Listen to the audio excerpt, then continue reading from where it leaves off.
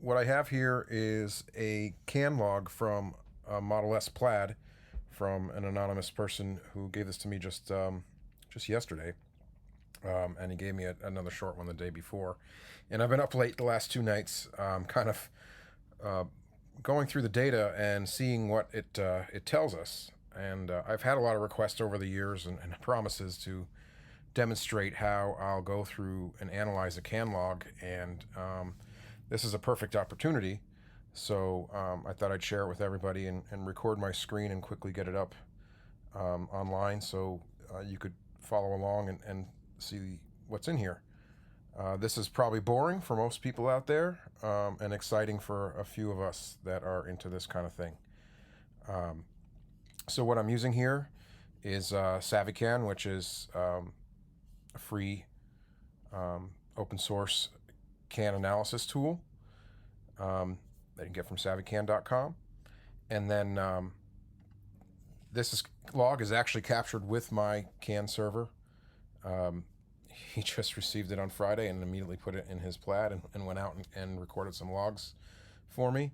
So it's kind of exciting because it's kind of the first Plaid CAN log. It's the first time we get to look deep inside the data of the Plaid, and certainly my first customer with a CAN server in a Plaid. So make sure you check both of these out.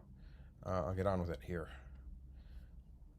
So if you're not familiar with SavvyCAN and a lot of other CAN analyzers, first you have a trace window here. These are all the CAN messages that were logged, and you'll have the time. The CAN ID is the message. Another thing to look at is the length, and then some decoding. Here's the hex data. You can only have as many as 8 bytes of data in each CAN message, and typically with CAN, each message is assigned to one particular thing. You can have multiple buses. CAN server does too.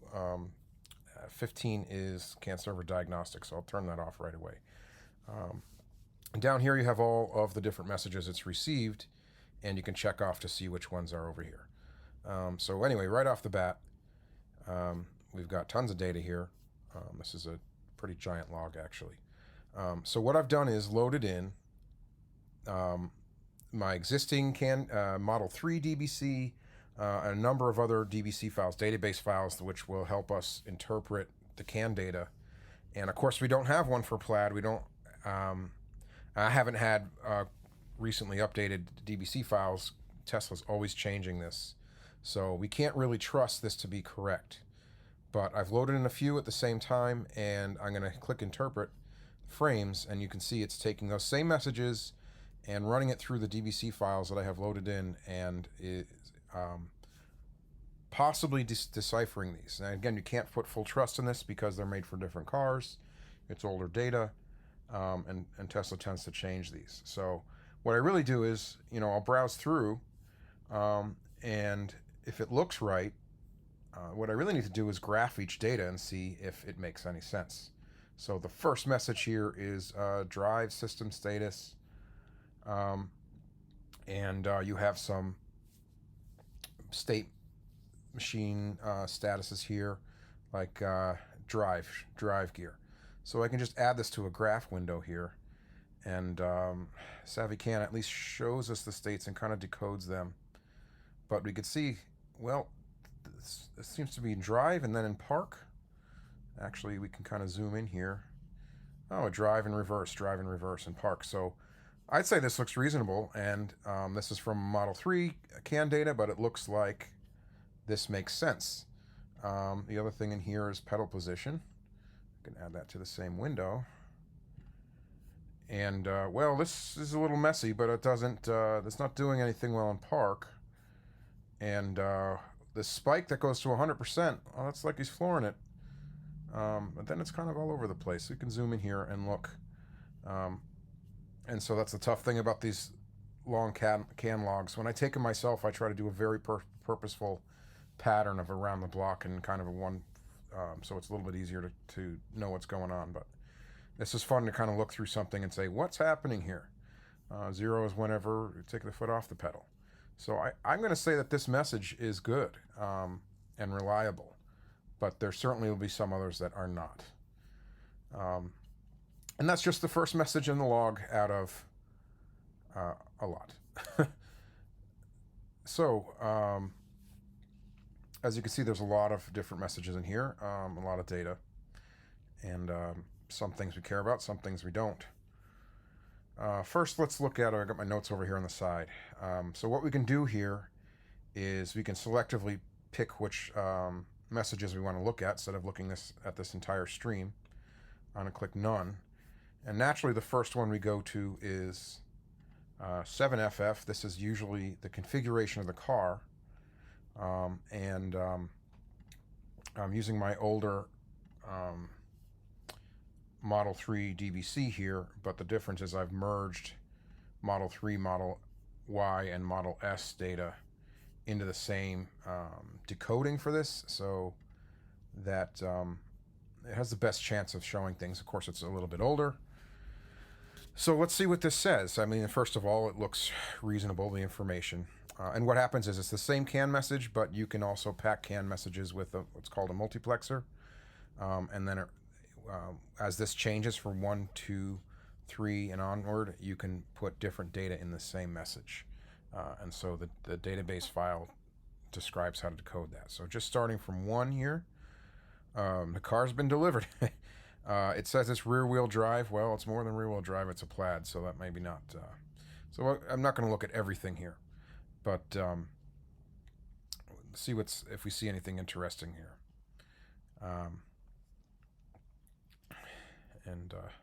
I'm kind of scanning through myself here because I don't remember everything. So chassis type there is Model S. So that seems good.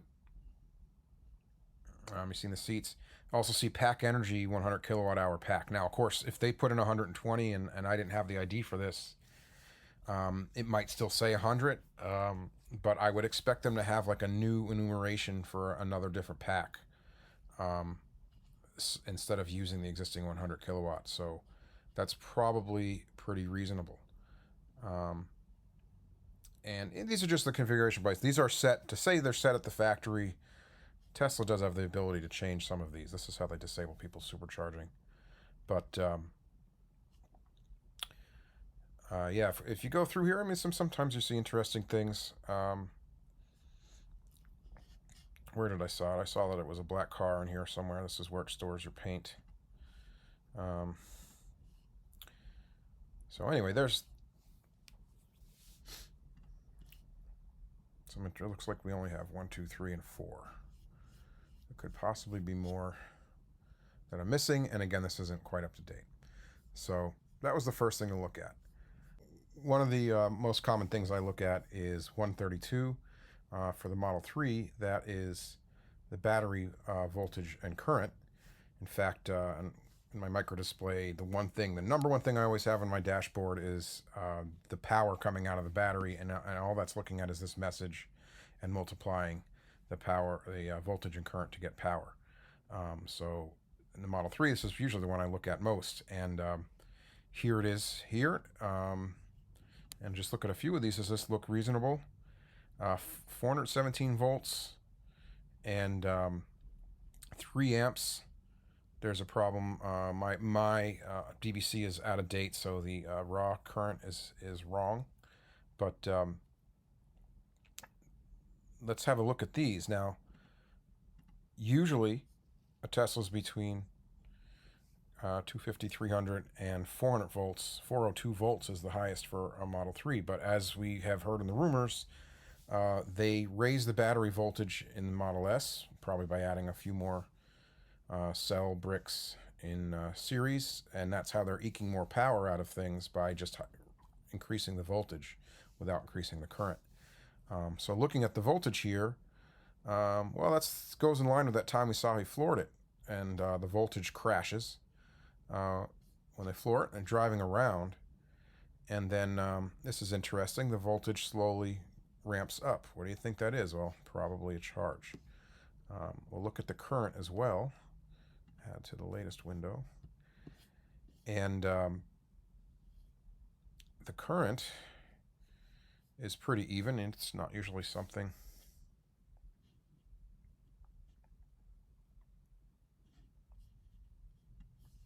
changes much, but you can see here the current spikes at that same exact time that supposedly floors it.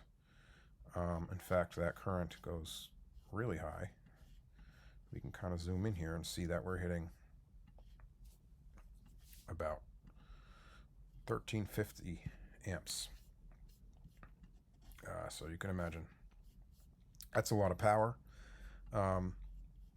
And then what this is, I'm just guessing this is a charge. Remember, he went to drive, reversed, and then parked for a bit. And so when we saw the voltage rise as a charge, we're doing about 100 amps. Interesting, it steps up a bit here to 118 amps. So, but I already have a good idea of what's going on here. He took a little bit of a drive, floored it for a second, and then parked and started charging at a high voltage charger, by the way. So we'll keep looking at the data and seeing if that all agrees. But now we have a better sense of what's going on. So if we find some bad data, it won't make sense. Another thing to look at is, let's see, 292 is state of charge out of the battery. And again, these are our Model 3 IDs. And this is making more sense because we're guessing that the new generation of Model S has updated to many of the Model 3 more modern systems. So I've got the battery state of charge, and if you're used to looking at these, they're not what you see on the screen. That's a different message I can show you later. But I usually kind of look at the UI state of charge here. And sure enough, it started a little bit high, it goes down a little bit, and then it goes on a charger and goes up. So that kind of agrees with it as well. And what's interesting here, the beginning of life energy. So this is when the car was first made and fully charged. It estimated there was 99 kilowatt hours of use. So out of a 100 kilowatt hour pack, I expect a few less than what that was rated for. So that makes sense as well. Battery pack temperature and so we're just looking at some of the battery signals here and seeing if they are here and they make sense. So this is what I use now. Now we're looking at coolant temperatures, coolant flow, and these pumps are usually 0 to 15 liters per minute. And hey, that's in that range. That looks like reasonable data. The coolant flow spiked up here, I think, when we were beginning charging through the battery. So what I am always looking at here in the Northeast is minimum pack temperature. And so the very minimum, coldest of all the cells in the pack, of all the temperature sensors. And you have one for minimum and one for maximum. And these things, I talk about this all the time, really describe the performance of the car. You have this window, the entire battery lives in this space of temperature, the coldest to the hottest part. So here it was raising the temperature significantly. That's probably when it was heating the pack to start charging. But the biggest thing is, this is in Celsius, so if it was below 0, below freezing, you cannot charge a lithium-ion battery below freezing, or you'll get dendrites and may catch fire. So you'll see everything about a Tesla. If the pack is below 0, it will not charge. You will not have regen. It immediately tries to warm that pack as quickly as possible. So I'm used to dealing with that cold weather. And at the same time, it gets more performance out of a pack when it's hotter. Because it drops the internal resistance of the battery, you have less power loss in the battery. So that's why you actively heat the battery when you're charging at a high rate, supercharger, for example. And it's also why they actively heat the battery for Plaid launches, for track mode and so forth. Get the battery hot. It will you're wasting some power to heat it up, but it will perform better instantaneously. And so that's that message there, which kind of shows pack temperatures. And that's another one I like to have in my dashboard all the time. When I see the battery power output and the battery temperature in front of me, it's going to tell me a lot about how the car is going to drive and perform. So, okay, this is just another BMS message as I was browsing through here. I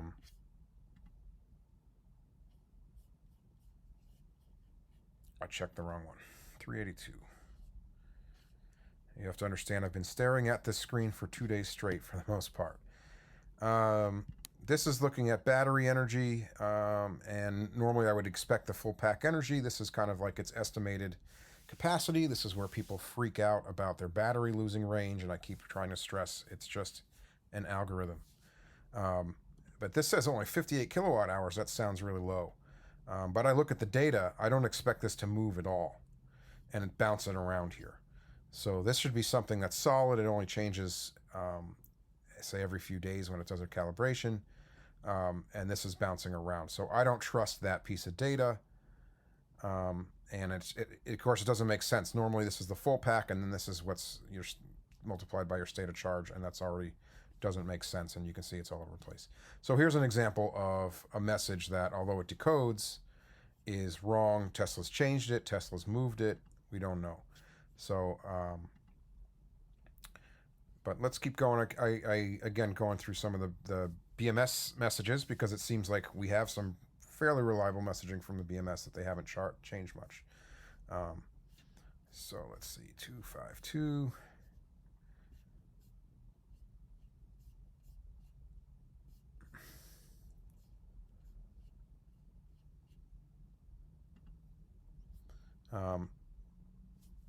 Power available from the BMS. Shows max discharge power. And it's over 700 kilowatts, which is super high for what I'm used to in my car. And the max regen at 100. And I just looked at this. When he plugs into charging, it has different calculations. You should only go with the values of when it's driving, which it's doing right at the beginning here. So the battery is saying, well, you're allowed to take 705 kilowatt hours from me and put 110, kilowatts, and put in 110 kilowatts into the pack with regen. These values change over time. The BMS recalculates these depending on the battery temperature, and a few other things. Min and max voltages will also affect this. As you know, you go up to 100%, you'll see this regen power go to zero because you can't overcharge the battery. And obviously you get your battery near zero, and this falls down, and these are the little dashes you see on your screen. But it's very interesting numbers to see. The Plaid has got 705 kilowatts to work with, and regen 110. I'm used to 85 in my rear-wheel drive Model 3. I don't know off the top of my head if all-wheel drive is 110 for everybody or if this is any higher for Plaid. It's not much higher. I really wish we had more regen. I really wish this regen power was double what it is, which would be neck snapping. But I love my regen. Who doesn't love it?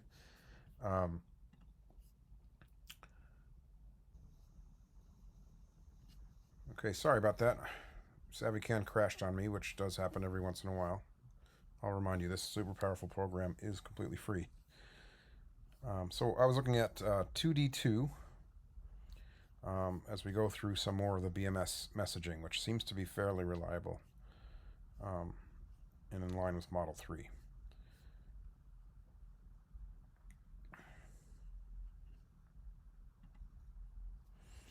So these are the limits of the BMS, and they seem to be fairly reasonable. It's showing a massive discharge current of 2,300 amps. Max charge current of 500 amps, so that would apply maybe to a supercharger. And these are the interesting things, the minimum and maximum bus voltages. So a minimum of 276 and a maximum of 461, 462. And typically, previously in Tesla, we've seen maximum bus of only 402 volts. So this is showing that Tesla's added, I don't think it's any new chemistry, they've just added more cells, more bricks in series. And so I'll look at these to see how it changes. These change slightly with temperature, and they'll fall when the voltage falls. It tries to keep things within a range. So when he's pegging the pedal there, you do see them vary. And yeah, when it's charging, then that value goes down to whatever the value of the charger is. But this seems like reasonable data here when he's driving. So that's just a massive discharge current for the battery pack. I think mine's like 700 amps or something like that. Um, and these are, you know, kind of unique to Plaid. This is something that's very interesting to all of us that are curious of what Tesla has changed with the Plaid Model S or with the new generation Model S. We'll have to see what the regular long range is, how they compare. Um, so that to me was the interesting, some of the most interesting data in that message.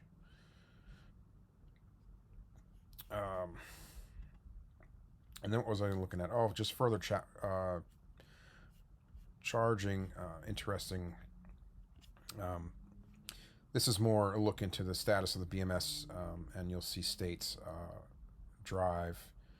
So the main BMS state, where you see you go from drive and support's kind of in between when it's sitting there, and then it's in a charge state, just as we were guessing as I go around.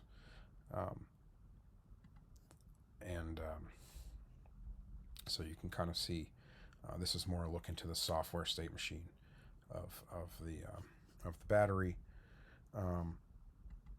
And we said it's charging, so we can look at, let's see, 29D.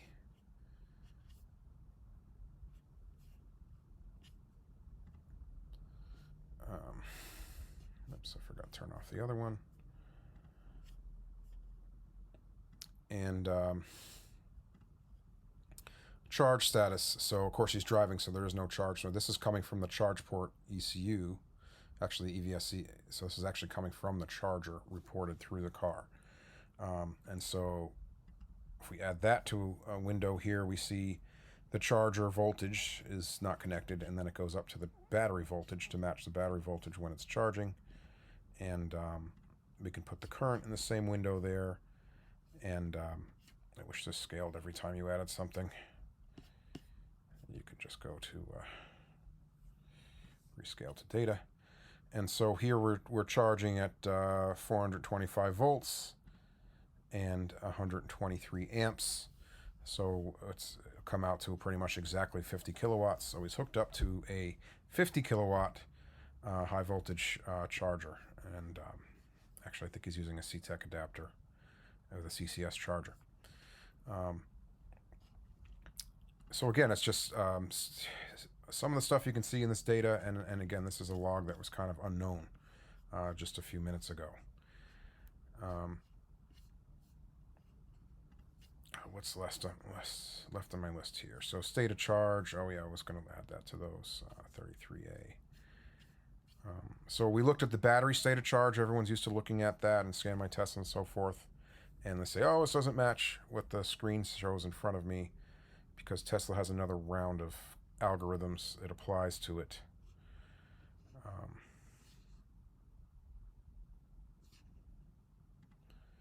But this is the UI range and state of charge. So there's a state, it's actually state of energy and a micro state of energy.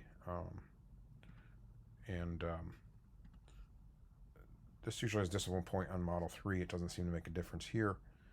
But, sorry, we can go to put the range in there as well.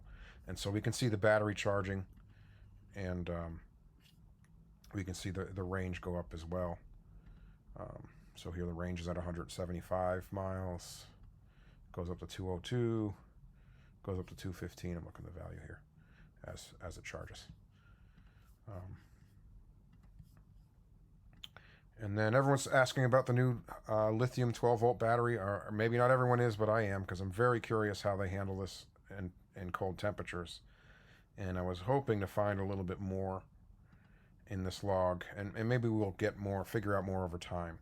But this is the now in the Model 3 of the VC front controller is what interfaces with the 12-volt battery and monitors everything in and out of it. This is why I tell people don't hook things up to your 12-volt battery.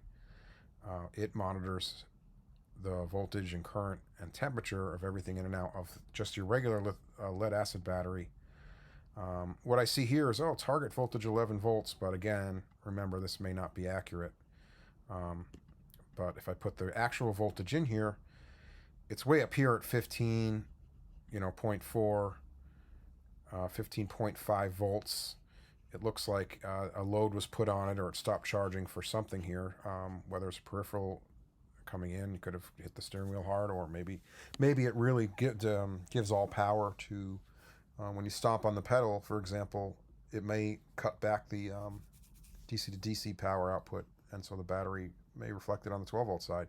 But anyway, normally I would expect this to be about 14.5 volts on a lead acid 12 volt battery when it's charging. This seems to be just about a volt higher. That also doesn't vary as much. I think I remember this varying a lot more normally. So it does look different to me. It's a little bit higher voltage. I would expect that with the lithium battery, but right now I don't see any other signs of that. You can look at the current coming in and out of the 12 volt battery as well. So would like to find out more about that thing. Oh yeah, maybe I should have looked right at the beginning, but speed. Well, the reason why I save this is because all the driving is controlled by the inverter and the motor. And so the inverter motor is reporting the speed, but we have new motors here, and when I looked at the whole log, I wasn't finding much from the motors, which means they've moved the messages around and possibly changed a lot. So we have the UI vehicle speed. Well, let's just see if this makes sense. Sure. So he never did a 0 to 60 for us. When he stomped on the pedal, it went up to about 45. And stopped and has the charge through most of this. But this is where you can go in there, and if you look at the timing, let's see if I can scale this right, but you could look at the time from 0 to 60 and look at the timestamps, and you'll get a very, very accurate 0 to 60 time, and not worry about on some cell phone measuring GPS data at a low rate with a low. In fact, I always use this vehicle speed is, at least in Model 3, first of all, it's in kilometers per hour, but you'll notice how the UI speed is always jumping to 1 mile per hour increments. This vehicle speed is much higher accuracy. So, like, for example, my micro displays, I use this one, and now you get tenths of a mile per hour or whatever you want. You have a much more accurate speed off of. It's in the same CAN message, but instead of looking at what's on your screen and the UI speed, you're looking at this vehicle speed, which is the true one. And by the way, it's not rounded up like the other one is.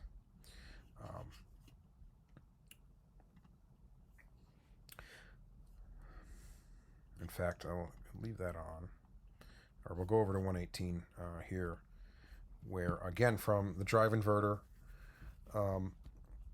There's some software states, but here is the pedal position. Let's see if we can add this to the latest window. If I can still find the window. Here we go.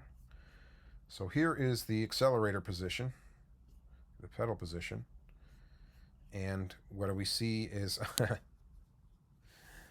there's an interesting delay here before the speed starts going up. And floors it, does hit 100%. Doesn't do it quickly, by the way, so this would not be a good measure of 0 to 60 because he kind of eases into 100%. It stays at 100 for a bit, and then he lets off, not completely. And of course your regen kicks in before 0, so maybe say below 20. So once he comes down to this level here, that's 10%, so maybe in the 8% range here, 6%, it's going to regen and slow down, and that's what we see. So the car accelerates, the pedal goes back below 10%, it starts regenning and slowing down, and that's exactly what we see in there. And again, we're zoomed in here for this whole entire log.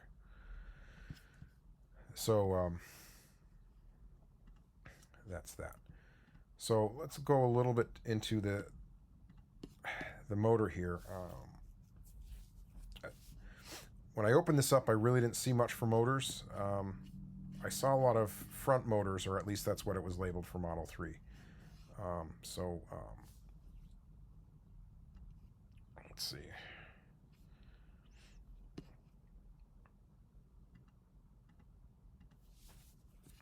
So this is DI front. This would be the front motor on a Model 3. And this is high voltage status. So we're seeing a couple modes. I don't know if those are trustworthy, but we already know the battery voltage from the other message, and this is reporting the battery voltage, and it goes in line. Now you'll see this was not running while it was charging, so this is a message that's only transmitted when driving. A lot of the drivetrain messages are only transmitted when driving. But sure enough, you can see this is when he really hit 100%. Oh, actually, that's bad data. Sure, certainly shouldn't go to 0. Oh, okay, I know what's going on. This is take back everything I said. This is when he's driving. That's when he hits the pedal. The voltage crashes from 418 down to about 360. Drives along, and then what happens here is it changes from driving to charging. So in this case, well, you know why the motor's running? Because it's got to heat the battery. So you do get messages in between drive and charge state modes. The motor shuts down, and so that's why we have that 0 data. There's always an explanation to things. But when I looked through all of these, all I was seeing was this message for the front motor. Model 3, I see DIR for rear. I didn't see any rear motor data here at all. I do see some of the DI. Sometimes the DI is the same as the rear. But a lot of motor things that I expected were missing here. And they're 3 motors. There should be more, not less. But let's look through more of this motor information. So again, from the main inverter that runs system power. Well, here's the drive power max 705. So this goes in line very close to what the battery was reporting as that kilowatt output that we saw earlier. So this looks like good data. The heat power, by the way, is using the motors to heat the pack or dissipate heat. So Tesla keeps track of all of these things. And then regen, it says 119 kilowatts. So it's kind of bouncing between 119. Why is this a little higher than the battery? Well, you can regen into more than the battery. So if your battery can take 705 kilowatts, and then you have another 10 kilowatts from hotel loads like a heater or compressor, the car will put more power into those. So you will get more if you blasted before you had the resistive heaters, you could blast your heat and get a little bit more regen, especially when it's freezing and you had 0. So anyway, this is the drive system's min and max limits, which are interesting and valid here. Let's see, what else did I see? System power. So this was another rear motor message that I saw. And this is what, of course, you want to see the power coming from the motor. This is probably what everyone's concerned with. How much power is this motor making? He's driving around doing 0. Oh, another example of data that's changed. They may have moved this, and so we're looking at something else and decoding something completely different. But you're seeing this value bounce between 0 and something very highly negative. And so it's 407 kilowatts, and the next one it's 1. So this is clearly not good data. So that's a message I can't trust, which means I don't have the power message for even the 1 motor that I thought I had. CAN has a tough time with all of these lines that it draws as they're vectors. So let's see. And then there's a power rating. Come on, CAN, don't crash on me. I might need to come right back again. Okay. So 336. Max rated power. So I kind of laugh at this one. It says, well, we don't know if it's correct, but it seems to be I get real data. this seems to be a constant message. So this is something we used to see in the Model 3. I haven't seen it in a while, but this message used to tell us the drivetrain's rating. In fact, when they gave us updates and bumped the drivetrain, we saw this go up. So this is saying that the sum of all the motors can do 770 kilowatts, and the regen's at 90. So, these numbers are a little different from the various different systems, but they make sense together. And you can compare them to other cars if you have the same data. Temperatures, we're used to looking at motor temperatures, and we had that one motor that says it's apparently like a Model 3 front motor. And let's look at, usually the one that moves the most is the closest to where the heat is made, is the stator of the motor. And sure enough, we see that thing spike, and this is probably the same time when he floored the car. And if you don't believe me, if we look at something like the heatsink,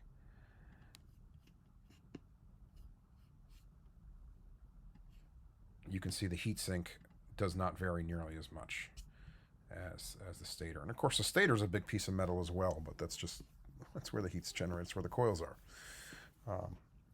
So we have one motor temperature. It looks to be good. So, and the other thing was oil, 396. Again, I don't know whether to trust these or not, but fluid temperatures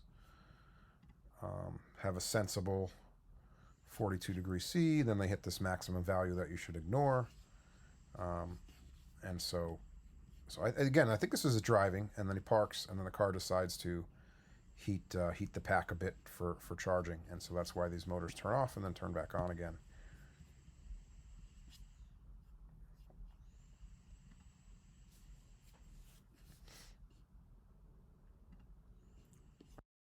Okay, so we've seen a lot of decent data in here. I don't have a lot. I'm missing some motors, which I really love to see. And so here's where I start spending a late night and really staring at this stuff and saying, all right, how can I find more from these motors? Going through, the only motors I really saw were from this front motor, but actually that power message was not even accurate. And there should be 3 motors in here. So I started saying, oh, maybe I have the whole wrong CAN bus, and it doesn't really have the motors. They could be on their own thing. But I started thinking close here. And so, for example, 1A5 was a good message of the high voltage from the front. So I brought up 1A5 here. And I'm not going to expand these, but I'm just looking at the hex data here, 45-0F000B603. And again, this has a few things about the motor, but also the current and the battery voltage. And the battery voltage should be about the same for all of them. The currents may change depending on how the motor's driven. But I started to think, well, in the Model 3, the rear motor is actually, a lot of times you'll find, a lot of companies do this. The 2 motors, or if you have multiple inverters, they're off by 128. Coincidentally, 128 or 80 hex. And the Model 3, that's at, I believe it's at 126 or something like that, which is not a message that exists here. So I started clicking around on nearby messages and looking at the hex data and seeing if it made any sense, if it was similar. And these aren't the same, but I hit 127 here, and look at that. It's identical. And that tells me the chances are we've hit the same message for another motor. And clicking around to some more here, looking for similar hex data, and again, I'm ignoring the codings. 12A, another identical message. So suddenly I've got 3 messages here. One I know is good voltage and current data from one of the motors, and I've got 2 other messages that are good. So I'm gonna load in this this DBC file that I created, and we'll go back and look at those voltage messages. And again, 185 was the good one, and then 127 and 12A were the two that we found. Now I've got my DBC decoding these. This is the real one, and then I have 1 and 2 motors. Well, look at that right off the bat. Everything looks right. And if I graph these values, that looks right. So let's look at the motor currents against each other. Add to new. Add to latest. Add to latest. And sure enough, they make a lot of sense. They all come on. This is, by the way, the battery heating. All three motors come in there and contribute to heating the battery. But what do we care about? We care about when he floored it, right? So it's right here at the beginning.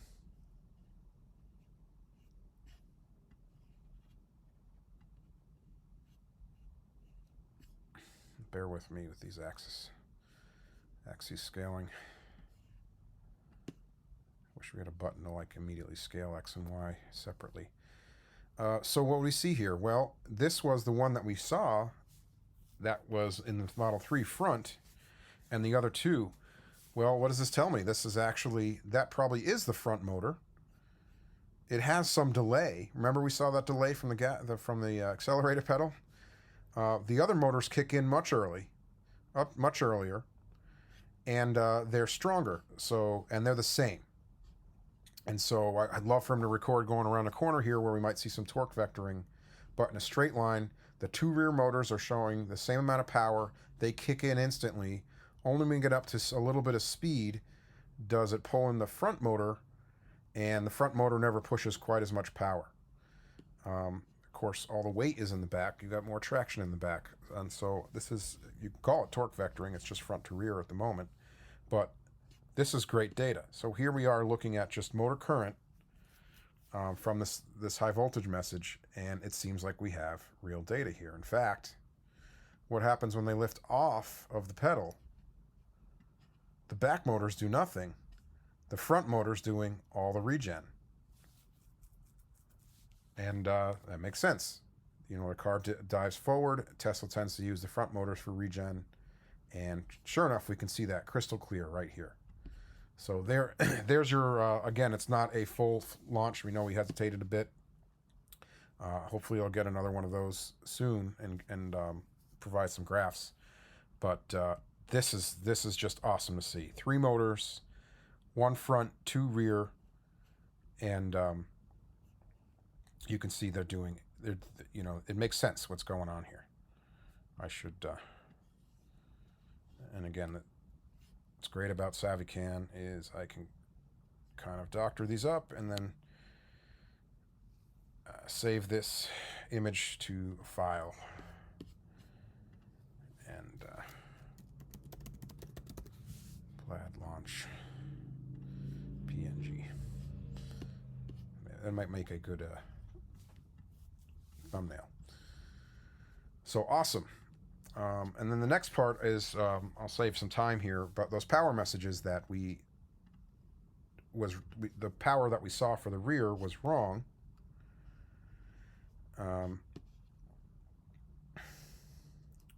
2E5.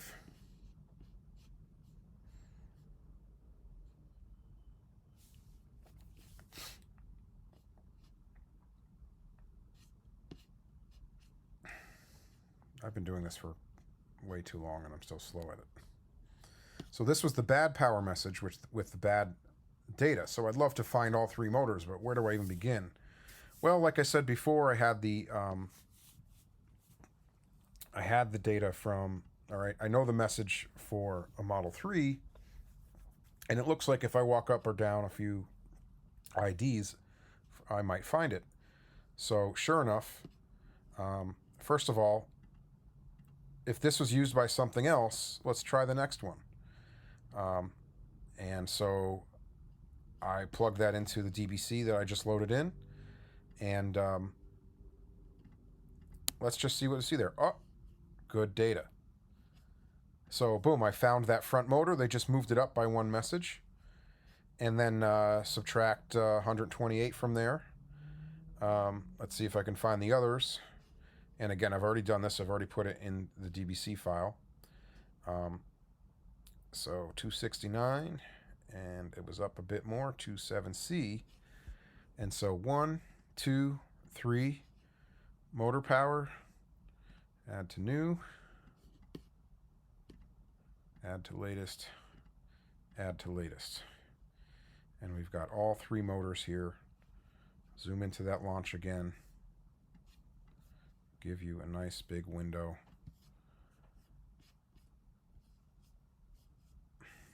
Goof with our scaling. And there you have it.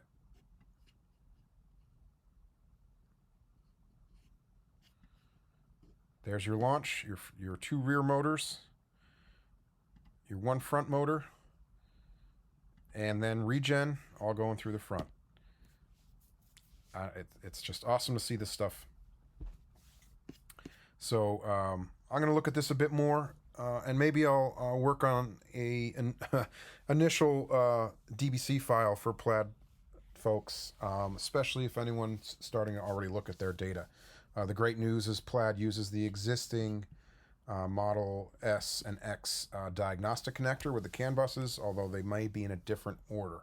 So we may have to do some wiring modifications. But we're working with a couple of people to figure that all out, and then I could possibly have Plaid support for CAN server coming soon. I'm also working with, as always, Scan My Tesla and Teslax to update their data. So hopefully, with a bit more research, those phone apps will also support Plaid very soon. But the interesting thing here is just finding the data, looking at the data, and